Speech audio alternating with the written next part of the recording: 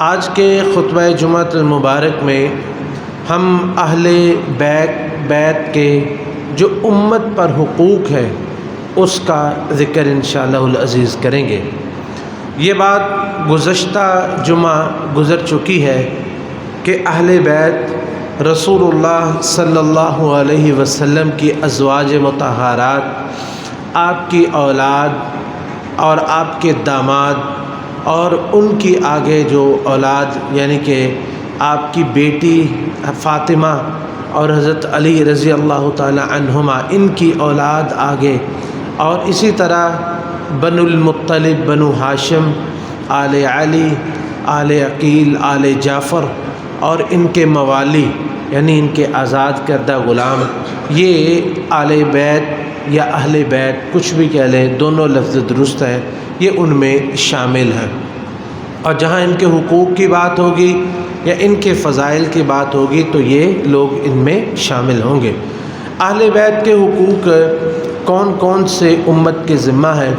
سب سے پہلا حق جو ہے وہ یہ ہے کہ ان میں سے جو ضرورت مند ہیں ان کو خمس میں سے یا مال فے میں سے حصہ دیا جائے۔ رسول اللہ صلی اللہ علیہ وسلم نے ارشاد فرمایا ہے کہ ہم پر اللہ تعالیٰ نے صدقہ حرام قرار دیا ہے، اور رسول اللہ صلی اللہ علیہ وسلم کے لیے تو نفلی صدقہ، فرضی صدقہ یعنی زکوٰۃ اور نفلی صدقہ دونوں ہی آپ پر حرام تھے، اور اسی طرح آپ کی جو آل ہے ان کو بھی زکوٰۃ دینا جو ہے وہ زکوٰۃ جائز نہیں ہے، کیونکہ رسول اللہ صلی اللہ علیہ وسلم نے فرمایا کہ یہ لوگوں کی میل کچیل ہوتی ہے، اس لیے یہ اہل بیت کے لیے جائز نہیں ہے۔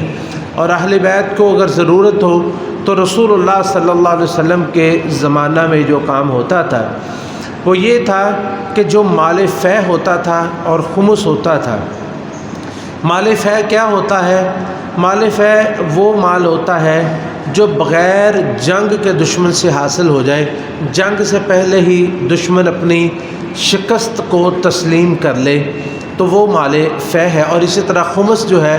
وہ مال غنیمت کا پانچواں حصہ جو اللہ تعالیٰ نے فرمایا کہ وَاعْلَمُوا أَنَّمَا غَنِمْتُم مِّن شَيْءٍ فَأَنَّ لِلَّهِ خُمُسَهُ وَلِلرَّسُولِ، اللہ اور اس کے رسول کے لیے خمس ہے، یعنی اس کا مال غنیمت کا پانچواں حصہ وہ رسول اللہ صلی اللہ علیہ وسلم کے پاس ہوتا تھا۔ آپ اس کو اپنی ازواج مطہرات کے سال کے خرچے کے لیے رکھ لیتے اور اسی میں سے اپنے اہل و عیال کو کھلاتے پلاتے اور باقی جہاد میں خرچ کر دیتے۔ اور مال فے وہ بھی خالص رسول اللہ صلی اللہ علیہ وسلم کی ثواب دید پہ ہوتا تھا، اور رسول اللہ صلی اللہ علیہ وسلم اپنے گھر والوں کے لیے رکھ کے باقی وہ سارا جہاد کے لیے تقسیم کر دیا کرتے تھے اور جہاد کے لیے چھوڑ دیا کرتے تھے۔ تو یہ بات جو ہے اس پہ انشاءاللہ العزیز ہم الگ سے گفتگو کریں گے کہ رسول اللہ صلی اللہ علیہ وسلم کی وفات کے بعد حضرت فاطمہ رضی اللہ تعالی عنہا نے جو آپ کی وراثت کا سوال کیا تھا اور حضرت ابوبکر صدیق نے رضی اللہ تعالیٰ نے جو نہیں دیا، تو اس کی وجوہات اور اس پہ جو ہے وہ حضرت ابوبکر رضی اللہ تعالیٰ عنہ کا موقف، رسول اللہ صلی اللہ علیہ وسلم کا موقف تھا، اور جو آپ نے اور لیکن اس کا مطلب یہ نہیں کہ انہوں نے ان کو محروم رکھا، بلکہ نبی علیہ الصلاۃ والسلام کے بعد اتنی چھوٹی سی بات ذکر کرتے ہیں، تفصیل انشاءاللہ الگ سے ہم ذکر کریں گے۔ تو جب حضرت فاطمہ رضی اللہ تعالیٰ عنہ نے وراثت کا مطالبہ کیا تو آپ نے فرمایا کہ آپ مجھے اپنے خاندان سے زیادہ عزیز ہیں، لیکن میں نے رسول اللہ صلی اللہ علیہ وسلم سے سنا ہے کہ لا نورث ما ترکنہ صدقہ، کہ ہمارے مال کا ہم کسی کو وارث نہیں بناتے، جو ہم چھوڑتے ہیں ہمارے گھر والوں کے خرچے، بعض روایت میں ہے کہ گھر والوں کے خرچے کے علاوہ وہ صدقہ ہوتا ہے، لیکن میں اسی طرح خرچ کروں گا جس طرح رسول اللہ صلی اللہ علیہ وسلم خرچ کیا کرتے تھے۔ اور آپ کس طرح خرچ کرتے تھے؟ اپنے اہل و عیال اور جو آپ کی آل ہوتی تھی ان کو اخراجات اس میں سے دیا کرتے تھے۔ تو اسی طرح حضرت ابوبکر بھی کرتے رہے، حضرت عمر بھی کرتے رہے، اور پھر یہ اس کے ذمہ داری، اس مال کی ذمہ داری جو ہے وہ بعد میں حضرت علی اور حضرت عباس رضی اللہ تعالی عنہما ان کے ذمہ آ گئی تھی اور بعد میں انہی کے ذمہ رہی تھی۔ یہ بات انشاءاللہ ہم تفصیل سے ذکر کریں گے۔ تو جو بھی جن کے بارے میں پتہ چلے کہ یہ لوگ جو ہے رسول اللہ صلی اللہ علیہ وسلم کی آل میں سے ہیں اور آپ کے اہل بیت میں سے ہیں، تو تو ہمیشہ کے لیے ان کو زکوٰۃ کا مال نہیں دیا جائے گا، بلکہ اصل مال میں سے ان کے ساتھ تعاون کیا جائے گا۔ وہ مال فے ہو، وہ مال خمس ہو، یا مسلمان جو ہے وہ اپنے اصل مال میں سے ان پر خرچ کرے، یہ امت کی ذمہ داری ہے۔ دوسری بات، ان سے محبت کرنا، اہل بیت سے محبت کرنا۔ اس کے بارے میں دیکھیں، ہم نے پچھلے جمعہ بھی ذکر کیا تھا کہ اہل بیت سے محبت کرنے کی سب سے بڑی وجہ یہ ہے کہ وہ اہل بیت ہیں، رسول اللہ صلی اللہ علیہ وسلم کے گھر والے ہیں، اور وہ اہل ایمان ہیں، اور وہ اہل ایمان ہیں، اہل ایمان اور پھر رسول اللہ صلی اللہ علیہ وسلم کے گھر والے بھی ہیں۔ تو اس لیے ان کے ساتھ محبت کرنے کی دو وجوہات ہیں۔ ائمہ سلف نے صحابہ کرام رضوان اللہ علیہم اجمعین ان کے فضائل جتنے ذکر کیے ہیں اور ان کے ساتھ محبت کا وجوب جتنا ذکر کیا ہے، وہ سارا ان سب میں اہل بیت شامل ہیں، ان سب میں اہل بیت شامل ہیں، کیونکہ اہل بیت کی سب سے بڑی فضیلت یہ ہے کہ وہ صحابہ کرام تھے۔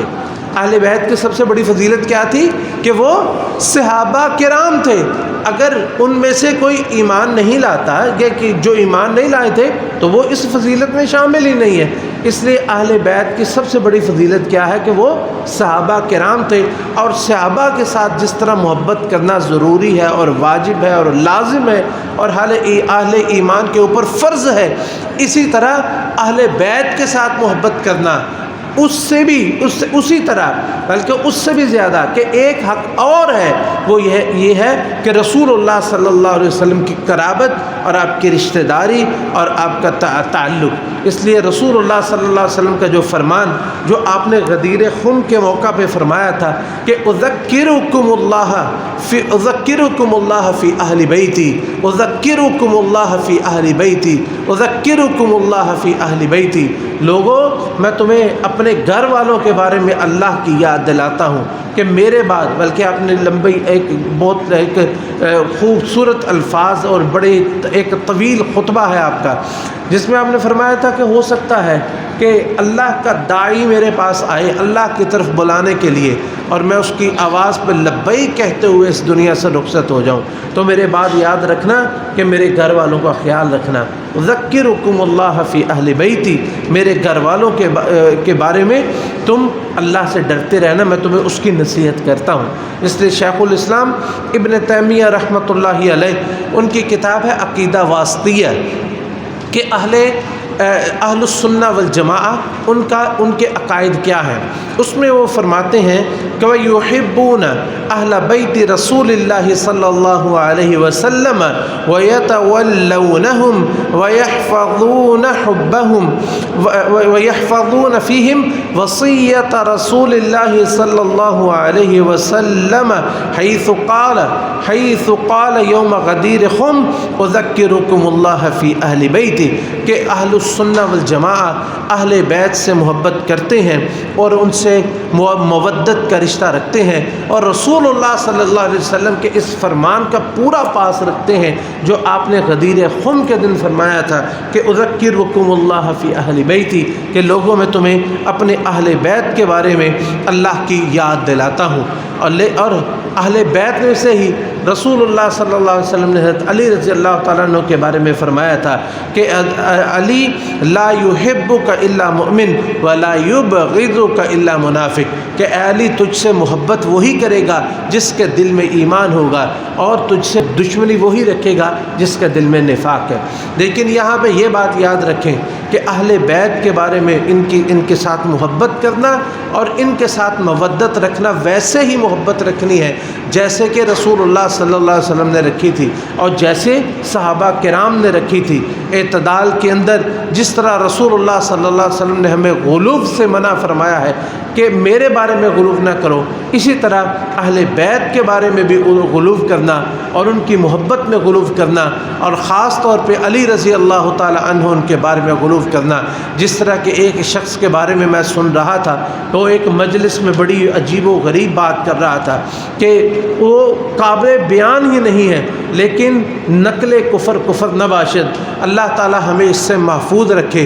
کہتا ہے جی کہ جس دن علی رضی اللہ تعالیٰ عنہ پیدا ہوئے، ابو طالب ایک عیسائی کے پاس گئے جو ذائچے بناتا تھا، نجومی تھا۔ اب عقائد دیکھیں، سب سے پہلے کہ نجومیوں پر ان کا اعتبار اور ذائچوں پر ان کا اعتبار۔ کہتے جی انہوں نے کہا کہ اے نجومی، رجب کی اتنی تاریخ، رات اتنے بجے، اتنے منٹ، اتنے بج کر اتنے منٹ پر، یہ بھی ساتھ فرمایا انہوں نے، اتنے بج کر اتنے منٹ پر کہ فلاں بچہ پیدا ہوا ہے۔ آپ اس سے اندازہ کریں کہ جھوٹ کے پاؤں نہیں ہوتے اور کیسے پکڑا جاتا ہے۔ اتنے بج کر اتنے منٹ پر، یہ 7 الفاظ تھے۔ ایک بچہ پیدا، اس کا ذائچہ بنا، تو کہتا ہے جی کہ اس نے ذائچہ بنایا اور پھاڑ دیا، دوسرا بنایا اور پھاڑ دیا، تیسرا بنا، بے شمار ذائچے بناتا گیا اور پھاڑتا گیا۔ تو ابو طالب نے پوچھا کہ کیا وجہ ہے کہ تو ذائچے بنائی جاتا اور پھاڑی جاتا ہے؟ کہتا ہے میں کروں کیا، جو ٹائم تم بتا رہے ہو، اس وقت میں، اس گھڑی میں، اس ٹائم میں، اس دن میں اللہ تو پیدا ہو سکتا ہے، کوئی انسان نہیں پیدا ہو سکتا۔ نعوذ باللہ من شر ذالک۔ آپ اندازہ کریں کہ اللہ تعالیٰ کی پیدائش، اور وہ بھی اس دن میں، اللہ کی پیدائش کا عقیدہ، یہ کہاں گئی توحید؟ سرے سے، جڑ سے ہی اکھڑ گئی۔ ایسا شخص جو ہے وہ مسلمان کہلایا جا سکتا ہے جو کہے کہ اس وقت میں اللہ پیدا ہوا، علی رضی اللہ تعالیٰ عنہ کو رب کے مقام پہ لے جانا؟ تو یہ جو ہے وہ جو ہے وہ اہل بیت کی یہ محبت نہیں ہے، بلکہ یہ اہل بیت کے ساتھ دشمنی ہے۔ جیسا کہ زین العابدین جانتے ہیں نا، علی ابن حسین ابن علی، حضرت علی رضی اللہ تعالیٰ عنہ کے پوتے جنہیں بیمار کربلا کہا جاتا ہے، اور یہ حضرت حسین رضی اللہ تعالیٰ عنہ کے وہ بیٹے تھے جو بیمار ہونے کے سبب سے کربلا میں جو ہے وہ بچ گئے تھے، اور پھر بعد میں یہ کافی اللہ تعالیٰ نے ان کو زندگی عطا فرمائی۔ عبادت میں یہ اس حد تک جو ہے وہ مگن رہتے تھے کہ ان کا نام، لقب ہی ان کا زین العابدین پڑ گیا۔ وہ فرماتے ہیں یا اہل عراق احبونا حب الاسلام، کہ اے اہل عراق ہم سے وہ محبت کرو جو اہل اسلام کی محبت ہے، اور ایسی انزال بنا حبکم حتی صار علینا شینا، جس طرح تم کر رہے ہو تمہاری یہ محبت جو ہے یہ تو ہمارے لیے رسوائی کا سبب بن جائے گی۔ یعنی کہ اب اندازہ کریں کہ ادھر جو ہے وہ یہی زین العابدین نے پوچھا تھا اپنی پھوپھی سے کہ یہ لوگ جو پیٹ رہے اور ماتم کر رہے ہیں، اگر یہ رو رہے ہیں تو بتائیے پھر میرے باپ کو اور میرے خاندان کو شہید کس نے کیا تھا؟ اور دوسری طرف پھر اگر محبت میں آتے ہیں تو ان کو اس درجے پہ پہنچا دیتے ہیں کہ وہ کہتے ہیں کہ تمہاری اس طرح کا اظہار محبت، تمہارا اس طرح کا ہمارے لیے باعث شرم اور ندامت ہے، اس لیے ویسی محبت کرو جو اہل اسلام کرتے ہیں اور اہل اسلام کے ساتھ کی جاتی ہے۔ اس لیے یہ محبت جو اہل اسلام کی ہے وہ اہل بیت کے ساتھ محبت ویسے ہی کرنی ہے جیسا صحابہ کرام کے ساتھ کی جاتی ہے، جیسے رسول اللہ صلی اللہ علیہ وسلم نے کی اور جیسے صحابہ کرام نے کی تھی۔ اس کا بھی تذکرہ انشاءاللہ ہم کریں گے کہ صحابہ کرام اور اہل بیت، اور خاص طور پر ابو بکر و عمر، عثمان رضی اللہ تعالیٰ عنہ، اور ان لوگوں کے اہل بیت کے ساتھ کس طرح کے تعلقات تھے، اور صحابہ اور اہل بیت کے درمیان کتنی محبت تھی، اس کا انشاءاللہ العزیز ہم الگ سے تذکرہ کریں گے۔ تیسرا حق جو اہل بیت کا ہے وہ یہ کہ ان کے لیے دعائے رحمت کی جائے، جن کو صلاۃ کہا جاتا ہے۔ کیا کہا جاتا ہے؟ صلاۃ پڑھنا، تو یہ اہل بیت کا حق ہے۔ جیسا کہ رسول اللہ صلی اللہ علیہ وسلم آپ سے پوچھا گیا، ابو حمید الساعدی رضی اللہ تعالی عنہ روایت کہتے ہیں کہ میں نے پوچھا کہ رسول اللہ صلی اللہ علیہ وسلم سے میں نے پوچھا کہ قد عرفنا السلام، اے اللہ کے رسول ہم کو سلام کا تو پتہ ہے کہ آپ پر سلام کیسے بھیجنی ہے، یعنی آپ نے سکھایا تھا کہ نماز میں پڑھو السلام علیکہ ایھا النبی ورحمۃ اللہ وبرکاتہ، السلام علینا وعلی عباد اللہ الصالحین۔ تو کیف الصلاۃ علیکم، آپ پر ہم صلاۃ کیسے بھیجیں، درود کیسے بھیجیں، دعائے رحمت آپ کے لیے کیسے کہیں؟ تو رسول اللہ صلی اللہ علیہ وسلم نے فرمایا قولوا اللہم صلی علی محمد وعلی آل محمد کما صلیت علی ابراہیم وعلی آل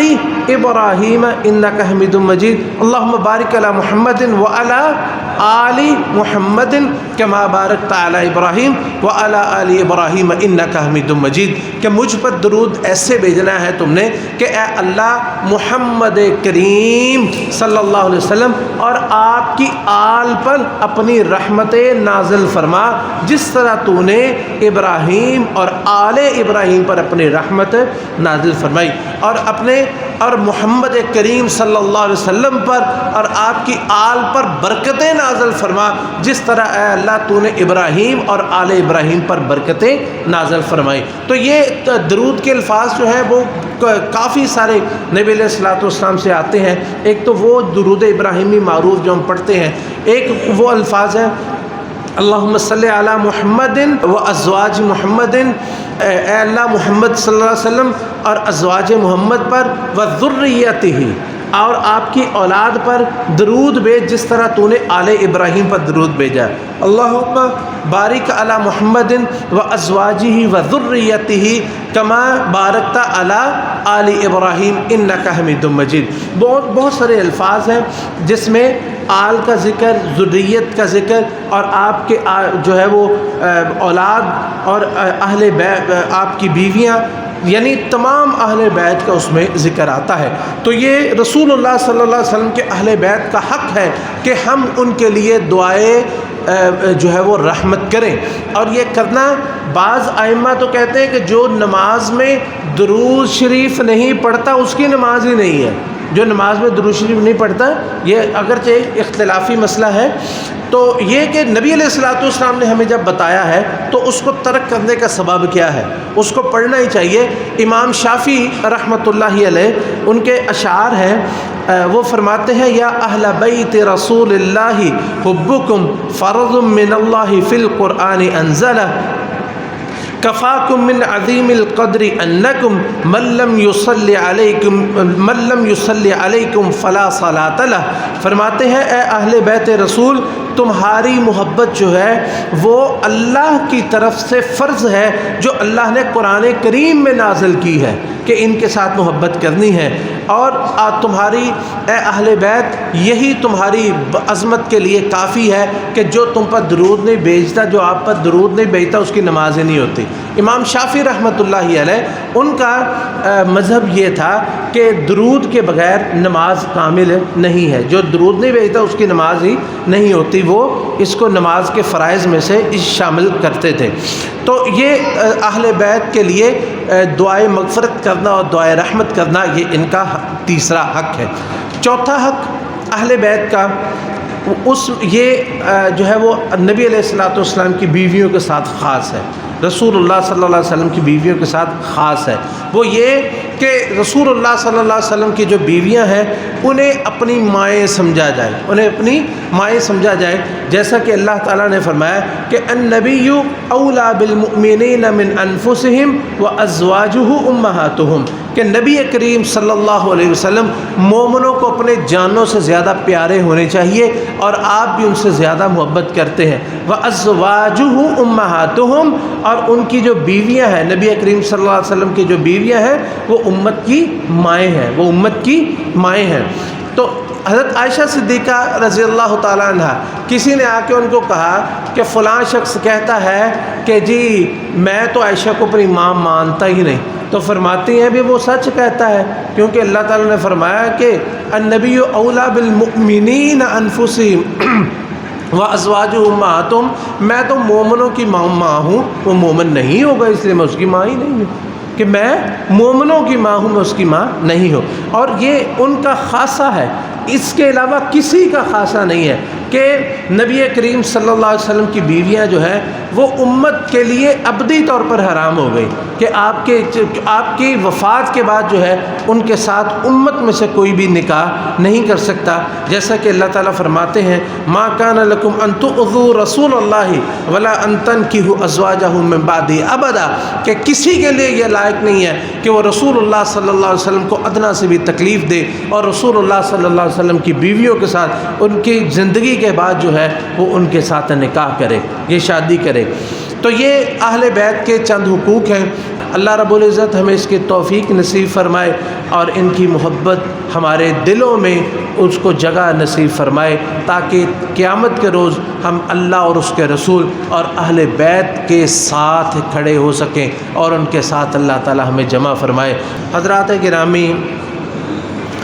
اس میں کوئی شک و شبہ نہیں ہے کہ رسول اللہ صلی اللہ علیہ وسلم کی محبت ایمان کا حصہ ہے، اور ایسا ایمان جس میں رسول اللہ صلی اللہ علیہ وسلم کی محبت نہ ہو، ایسا ایمان قابل قبول نہیں ہے۔ اور اگر کوئی شخص جو ہے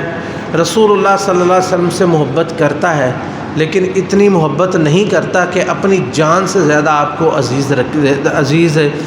نہ رکھے، تو اس کی محبت بھی کامل محبت نہیں ہے۔ جیسا کہ حضرت عمر بن الخطاب رضی اللہ تعالی عنہ، نبی کریم صلی اللہ علیہ وسلم نے ان کا ہاتھ پکڑا ہوا تھا، تو آپ فرماتے ہیں حضرت عمر بن الخطاب، اے اللہ کے رسول، مجھے آپ بہت ہی پیارے اور بہت محبوب ہیں اور اپنی جان کے سوا پوری دنیا سے زیادہ پیارے ہیں۔ تو آپ نے فرمایا کہ عمر، ابھی محبت تمہاری کامل نہیں ہوئی، تمہاری محبت تب ہی کامل ہے جب تم مجھے اپنی جان سے بھی زیادہ عزیز نہیں رکھو گے۔ تو عمر بن الخطاب رضی اللہ تعالیٰ عنہ فرماتے ہیں کہ اللہ کے رسول، پھر آپ مجھے ابھی سے اسی وقت سے اپنی جان سے بھی زیادہ محبوب ہیں۔ اور ایسا آپ نے پھر کر کے دکھایا، اور جہاں ضرورت پڑی اس کا ثبوت بھی فراہم کیا۔ تو رسول اللہ صلی اللہ علیہ وسلم سے محبت کرنا ہر ایماندار کے لیے واجب ہے، ضروری ہے، فرض ہے، لازمی ہے، حتمی ہے، ایمان کا حصہ ہے۔ اس کے بغیر ایمان جو ہے وہ کامل نہیں ہے۔ لیکن بات یہ ہے کہ ہم نے پہلے خطبے میں کچھ اس طرف اشارہ کیا تھا کہ ہر شخص نے شریعت کو لوگ جو ہے وہ اپنے مطابق بنانا چاہتے ہیں، اور شریعت کے اپنے معیار خود مقرر کرنا چاہتے ہیں، اور اپنے معیار بنا کے کہتے ہیں کہ جو شخص اس معیار کے مطابق ہے وہ کامیاب ہے، وہ قابل قبول ہے، جو اس معیار کے مطابق نہیں ہے اس کا ایمان ہی قابل قبول نہیں ہے، اور بنانے والے اس معیار کو خود ہے۔ جیسا کہ ہم نے اہل بیت کی محبت کا تذکرہ کیا ہے کہ اہل بیت کی محبت اور اس کے معیارات یہ کتاب و سنت میں موجود ہے، اور اللہ کے رسول علیہ الصلاۃ والسلام نے بھی بتائے ہیں، قرآن نے بھی ذکر کیے ہیں، اور صحابہ نے اس پہ عمل کر کے بتایا ہے۔ لیکن کچھ لوگوں نے اپنی طرف سے معیار بنا لیے۔ ان کے معیارات میں یہ ہے کہ جناب سب سے پہلے تو نبی علیہ السلام کی بیویوں کو اس میں سے نکال لو، اور پھر جن کو جو شامل ہے فلاں فلاں نکال دو، یہ رہنے دو اور ان کو بھی الہ کے درجے پر پہنچا دو، تو پھر تمہاری اہل بیت کے ساتھ محبت قابل قبول ہے۔ تو جناب گزارش یہ ہے کہ ہم آپ کے لیے، یہ آپ کو خوش کرنے کے لیے یا آپ کی رضامندی حاصل کرنے کے لیے اہل بیت سے محبت نہیں کرتے، بلکہ اہل بیت سے محبت کرنا ہمارا ایمان کا تقاضا ہے، اور اللہ کے لیے ہم اس کے لیے محبت کرتے ہیں اور اسے معیار پہ کرتے ہیں۔ دوسرا، رسول اللہ صلی اللہ علیہ وسلم سے جو محبت ہے، ہم نے ذکر کیا یہ بھی ایمان کا حصہ ہے، بلکہ ایمان کا حصے سے زیادہ جو ہے وہ مضبوط الفاظ یہ کہ ایمان کی شرط ہے، ایمان کی شرط ہے۔ اگر یہ ہے تو ایمان ہے، یہ نہیں ہے تو ایمان نہیں ہے، اس کے بغیر ایمان نہیں ہے۔ یہ ہوگا تو ایمان ہے، پھر آئے گا تو قابل قبول ہے۔ اگر یہ اکیلی محبت ہے، ایمان نہیں ہے تو پھر بھی قبول نہیں ہے۔ اگر یہ ہے اور پھر ایمان ہے تو دونوں چیزیں ہی قابل قبول ہے۔ رسول اللہ صلی اللہ علیہ وسلم کی محبت جو ہے وہ ایمان کی شرط ہے، لیکن جناب والا یہ شرط جو آپ کی محبت جو ہے اس کا معیار اور اس کا طریقہ کار جو ہے وہی ہے جو اللہ رب العزت نے اپنے پیغمبر پہ نازل کیا، رسول اللہ صلی اللہ علیہ وسلم نے ارشاد فرمایا اور صحابہ کرام نے اس پہ عمل کر کے دکھایا۔ کوئی اس میں شک و شبہ نہیں، یہ مثلث جب تک نہ ہو، یعنی کتاب و سنت کے مطابق ہو اور صحابہ کرام کا عمل ہو تو پھر وہ قابل قبول ہے، ورنہ وہ قابل قبول نہیں ہے۔ اگر کوئی اپنی طرف سے معیار بنائے اور خود کہے کہ جو ہے وہ چیزیں ان کو تعمیر کرے اور خود ایجاد کرے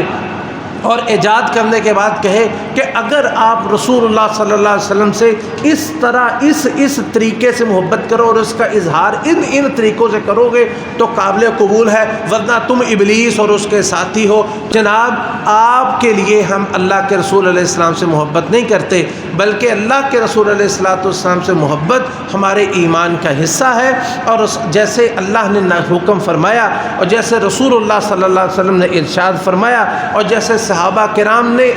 کر کے دکھایا ویسے ہی ہم محبت کریں گے۔ کیونکہ صحابہ کرام سے بڑھ کر اگر کوئی یہ دعویٰ کرے کہ میں جو ہے جس طرح کہتے ہیں نا ماں سے بڑھ کر، یہ تو مثال ہی بہت چھوٹی ہے کہ ماں سے بڑھ کر اولاد سے کوئی محبت کا اظہار کرے تو وہ جھوٹا ہوتا ہے، یہ تو چھوٹی مثال ہے، لیکن اصل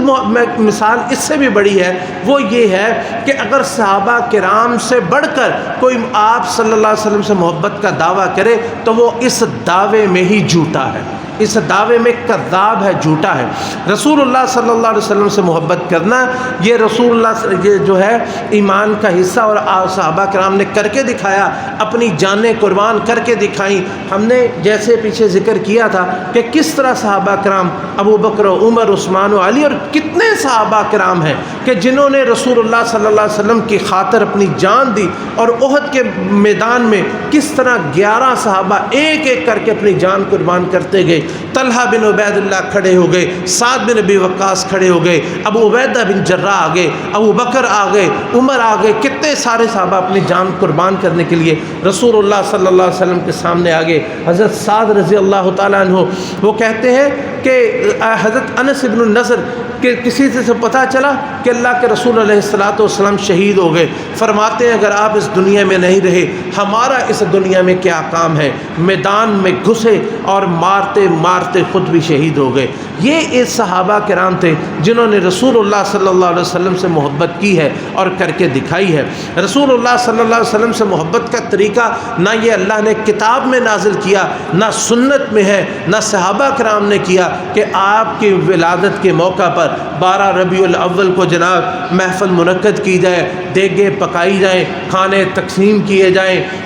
اور پھر جلوس نکالے جائے، جھنڈیاں نکالی جائیں، میوزک چلے، اور پھر کیا کیا خرافات اس میں ہو۔ اور یہ طریقہ کار یہ صحابہ کرام نے کیا تھا۔ ایک ہی بات ہے، ہم سوال کرتے ہیں، ہمیں جواب پتہ کیا دیا جاتا ہے؟ اچھا جی اگر یہ بدعت ہے تو تم بتاؤ نبی علیہ السلام کے زمانے میں تو جہاز نہیں ہوتے تھے، نبی علیہ السلام کے زمانے میں ٹرین نہیں ہوتے تھے۔ سوال گندم جواب چنا۔ ہم بس پوچھ رہے ہیں شریعت کا، کیا رسول اللہ صلی اللہ علیہ وسلم کے صحابہ کرام محبت کرتے تھے؟ کس طرح کرتے تھے؟ تو ہمیں جواب کبھی جہاز کا دیتے ہیں، کبھی ٹرینوں کا دیتے ہیں، کبھی بسوں کا دیتے ہیں، کبھی کہتے ہیں اچھا بھی تم بھی بدعت ہو، تم نبی علیہ السلام کے زمانے میں نہیں تھے، تم بھی بدعت ہو۔ اللہ کے بندو اللہ کا خوف کرو، اللہ سے ڈرو، اللہ سے ڈرو۔ اور یہ دین جو ہے یہ ہمارے دین کا منبع کیا ہے؟ جی شریعت ہم نے کہاں سے لینی ہے؟ یہ قرآن مجید سے لینی ہے، یہ سنت رسول سے لینی ہے۔ یہ صحابہ کرام نے جس طرح کتاب و سنت پہ عمل کر کے دکھایا ہے یہ ہمارے لیے حجت ہے۔ یہ 3 زمانے نبی علیہ السلام میں خیر القرون کرنے، ثم الذین یلونہم ثم الذین یلونہم، بہترین زمانہ میرا ہے، پھر اس کے بعد جو بعد میں آئیں گے، پھر اس کے بعد جو بعد میں آئیں گے۔ یعنی صدیوں تک اس کا تصور بھی نہیں تھا کہ کوئی جو ہے وہ نبی علیہ السلام کی ولادت کے دن کو اس طرح منائے۔ اور دیکھیں کہ نبی کریم صلی اللہ علیہ وسلم کی ولادت کے دن کو منا، آپ کی پیدائش کس دن ہوئی تھی؟ اس میں کتنا اختلاف ہے۔ کچھ نے کہا یہ 12 ربیع الاول کو ہوا، اور محمود پاشا مصری جو فلکی ہیں یعنی فلکیات کا حساب لگاتے ہیں وہ کہتے ہیں کہ آپ کی جو پیدائش ہوئی وہ سوموار کے دن ہوئی تھی، اور وہ سوموار جو ہے وہ 9 ربیع الاول کا آتا تھا۔ کسی نے 8 لکھا ہے، 8 ربیع الاول لکھا ہے، اور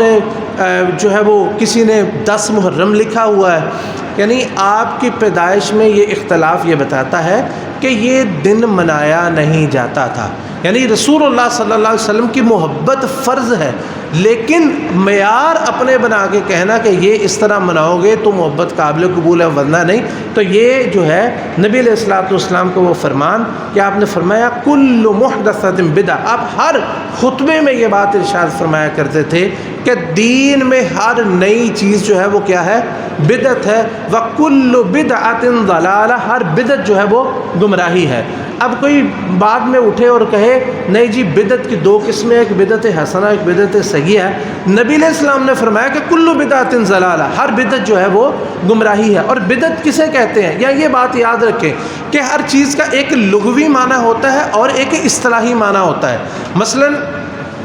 یہ جو کوئی بھی عبادت ہے، مثلا صلاۃ ہے، صلاۃ کا لغوی معنی یہ نہیں ہے جو ہم نماز پڑھتے ہیں، یہ اس کا اصطلاحی معنی ہے۔ اور روزہ، صیام کا کیا معنی ہے؟ صیام کا معنی رک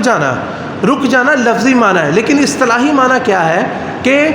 طلوع فجر سے لے کے غروب آفتاب تک کھانے پینے اور جو ہے وہ ازدواجی تعلقات اس سے رک جانا، یہ روزہ ہے۔ اس لیے کسی چیز کے لغوی معنی کو لے کے اس کے اصطلاحی معنی پر اطلاق کرنا یہ درست نہیں ہے۔ حضرت عمر رضی اللہ تعالیٰ عنہ مثال کے طور پر ان کے زمانے میں ایسا ہوا کہ مسجد میں اندھیرا ہوتا تھا، کسی نے چراغ جلا دیا تو روشنی ہو گئی، مغرب فجر کی نماز اور عشاء کی نماز اور مغرب کی نماز پڑھنے میں آسانی ہوگی۔ عمر رضی اللہ تعالیٰ عنہ فرماتے ہیں یہ کتنی اچھی نئی چیز کسی نے، یہ جس نے نیا کام کیا اس نے بہت اچھا کیا، یعنی کیا کہ مسجد میں روشنی اس نے کر دی ہے۔ تو وہ وہاں لفظ جو انہوں نے لغوی طور پہ بولا کہ کتنی اچھی بدعت ہے، بدعت سے مراد وہاں پہ کیا؟ نعوذ باللہ اس سے مراد یہ کہ مسجد میں روشنی کرنا یہ دین میں نیا کام تھا۔ نبی علیہ الصلوۃ والسلام نے فرمایا کہ اپنی مسجدوں کو روشن کو خوشبودار بناؤ اور مسجدوں کو صاف ستھرے بناؤ، اپنے محلے میں بناؤ۔ تو اس لفظ کو لے کے کہنے لگے لو جی حکومت نے بدعت کی نئی تعریف کر دی ہے کہ بدعت حسنہ۔ ادھر دیکھیں اللہ کے رسول علیہ الصلوۃ والسلام کا فرمان ہے کہ کل بدعت ضلالہ، کہ ہر بدعت جو ہے وہ گمراہی ہے۔ اور آپ کہیں کہ نہیں جی کچھ بدعتیں ایسی ہیں جو گمراہی نہیں بھی ہیں، یعنی رسول اللہ صلی اللہ علیہ وسلم کے فرمان پر تعلیق چڑھا دی جائے اور اس کے اوپر، حالانکہ آپ نے اللہ تعالیٰ کا فرمان ہے کہ لا ترفعوا اصواتکم فوق صوت النبی، کہ رسول اللہ صلی اللہ علیہ وسلم کی آواز سے اونچی تمہاری آواز نہیں ہونی چاہیے۔ آپ فرمائیں کہ کل بدعت ضلال، ہر نئی چیز دین میں بدعت ہے، اور ہم کہیں نہیں جی یہ حسنہ اور یہ سیئہ ہے۔ یہاں پر میرے بھائیوں یہ بات یاد رکھو کہ ہمارا اس بات پہ پکا یقین ہے، ہمیں اس میں کوئی شک نہیں ہے کہ جو لوگ میلاد النبی مناتے ہیں نا، وہ نیت ان کی بالکل درست ہے، ان کی نیت بالکل درست ہے، ان کے دلوں میں واقعی رسول اللہ صلی اللہ علیہ وسلم کی محبت ہے، اس میں ہمیں کوئی شک نہیں ہے۔ ہم ان پہ تہمت نہیں لگاتے کہ جناب وہ نبی علیہ السلام کی وفات منا رہے ہیں یا یہ ہے وہ، ہمیں اس بات میں کوئی شک نہیں ہے۔ بات صرف یہ ہے سمجھنے کی بات کہ نبی علیہ الصلوۃ والسلام سے محبت کا جو تقاضا ہے یا محبت کا جو اظہار ہے وہ ویسے کرے جیسے کتاب و سنت میں آتا ہے، اور جیسا کہ رسول اللہ صلی اللہ علیہ وسلم نے ذکر فرمایا اور جیسے صحابہ کرام انہوں نے کر کے دکھایا۔ یہ جتنے صحابہ کرام گزر گئے، تابعین گزر گئے، ائمہ کرام گزر گئے، نہ امام ابو حنیفہ، نہ امام مالک، نہ امام احمد، نہ امام شافعی، ائمہ کرام سارے یہ گزر گئے، کسی نے بھی اس طریقے سے اس کو جو ہے نہ منایا، نہ اس طریقے سے نبی علیہ السلام سے محبت کا اظہار کیا۔ یہ بعد کی ایجاد کردہ چیز ہے، اور اس کا ایجاد کرنے والا وہ جو ہے وہ عبیدی حکمران تھے، جن لوگوں نے جو ہے وہ عاشورہ کا دن، یعنی یہ جو 10 محرم کو غم منانے کی ابتدا بھی انہوں نے کی، اور 12 ربیع الاول یا مولود نبی علیہ الصلوۃ والسلام کی خوشی منانے کی ابتدا بھی انہوں نے کی۔ الخطط المقریزیہ، مقریزی رحمہ اللہ، انہوں نے ذکر کیا کہ ان عبیدیوں نے 27 دن جو ہے وہ ایجاد کیے تھے۔ یہ حضرت علی کے رضی اللہ عنہ کی پیدائش کا دن ہے، یہ حضرت فاطمہ کی پیدائش کا دن ہے، یہ حضرت حسین کی وفات کا دن ہے، یہ حضرت نبی علیہ السلام کی پیدائش کا دن ہے، یہ فلاں کی وفات۔ میرے بھائیوں یہ دروازہ کھول دیا جائے تو کتنے انبیاء کرام، کتنے صحابہ کرام، سارے کن کن کے دن مناؤ گے؟ اور پھر یہ جو ہے وہ بڑی طویل اس پہ گفتگو جو ہے وہ اس پہ جو ہے وہ ضرورت ہے کہ کی جائے، لیکن وقت کی قلت کے پیش نظر اسی پر اکتفا کرتے ہیں۔ آپ کو رسول اللہ صلی اللہ علیہ وسلم کی ایک حدیث سناتے ہیں اور اپنے خطبہ کا اختتام کرتے ہیں۔ عبد الرحمن ابن الحارث ابن ابی قراد السلمی رضی اللہ تعالیٰ عنہ روایت کرتے ہیں، کہتے ہیں کہ کننا عند النبی صلی اللہ علیہ وسلم فی فدعا بطہور، کہ ہم کہتے ہیں عبد الرحمن ابن حارث ابن ابی قراد السلمی فرماتے ہیں کہ ہم نبی علیہ الصلوۃ والسلام کے پاس تھے، آپ نے وضو کے لیے پانی منگوایا تو اپنا ہاتھ اس میں ڈبویا، آپ نے اس سے وضو کیا، تو لوگ جو ہیں وہ فٹافٹ آپ کے پیچھے، آپ کے وضو کے پانی کے پیچھے لگ گئے۔ وہ نیچے نہیں گرتا تھا بلکہ لوگوں کے ہاتھوں میں گرتا، اور لوگ اسے اٹھاتے اور